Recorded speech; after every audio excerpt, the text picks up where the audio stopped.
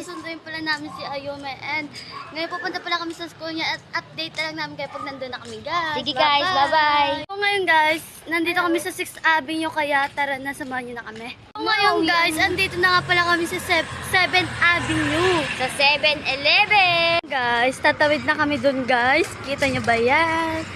And yan, nag-uwi na pala sila. Tatawid na nga po pala tayo guys.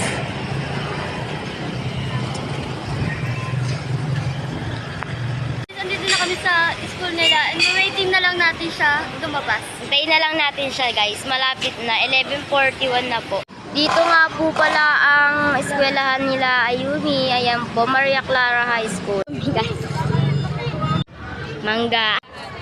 Pala kami guys, pauwi na. Yan sila. Kami nagsundo. Kami guys.